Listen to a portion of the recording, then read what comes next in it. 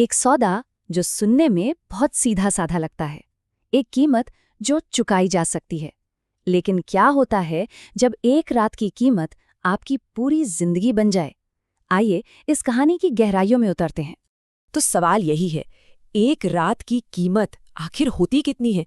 जितना आसान ये सवाल लगता है ना, यकीन मानिए इसके पीछे की सच्चाई उतनी ही ज्यादा उलझी हुई और खतरनाक है। और पता है उस रात की कीमत क्या थी? सिर्फ 5,000 रुपए। हाँ, सुनने में ये शायद कुछ भी न लगे, लेकिन यही छोटी सी रकम राहुल की दुनिया को हमेशा हमेशा के लिए बदलने वाली थी। ये वो बातें थीं जो बिचौलिए बाबू ने राहुल के सामने रखी थीं। इन लफ्जों में एक वादा था, पैसों का, और साथ ही एक अनकही दबी हुई ख्वाहिश का। मतलब एक ऐसा नशा, एक ऐसा लालच था ये, जिससे उस पल में बच पाना राहुल के लिए जैसे नामुमकिन सा हो गया था। तो कहानी का पहला हिस्सा शुरू होता है होटल ग्रैंड से, एक ऐसी जगह जहां एक मामूली सा सौदा एक बहुत ही जानलेवा जाल में तब्दील होने वाला था। अब सवाल यह है कि राहुल ये सब कर ही क्यों रहा था? वजहें बहुत सीधी थीं। कॉलेज की फीस देनी थी, माँ के लिए दवाइयाँ लानी थी। देखिए, जब ज़रूरतें सिर पर आ जाती है ना, तो सही और गलत के बीच की लकीर अक्सर धुंधली पड़ जाती है।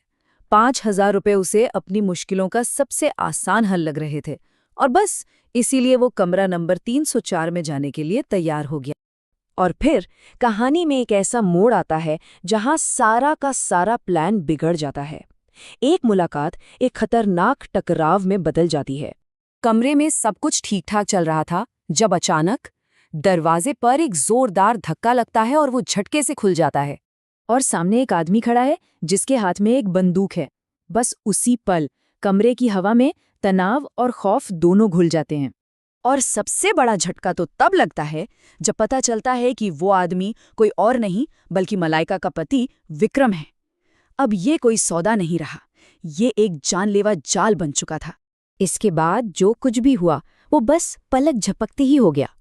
विक्रम का चीखना, चिल्लाना, फिर मलाइका का विस्की की बोतल उसके सिर पर दे मारना, बंदूक का फर्श पर गिरना, और फिर राहुल का वो एक फैसला जिसने सब कुछ बदल कर रख दिया। सोचिए, सिर्फ 1 घंटे से कुछ ज्यादा वक्त में राहुल की जिंदगी पूरी तरह से बिखर गई। जो कहानी एक साधारण सी मुलाकात से शुरू हुई थी, वो गोली चलने और भागने पर जाकर खत्म हुई। तो अब शुरू होता है कहानी का अगला पड़ाव, होटल से भागना।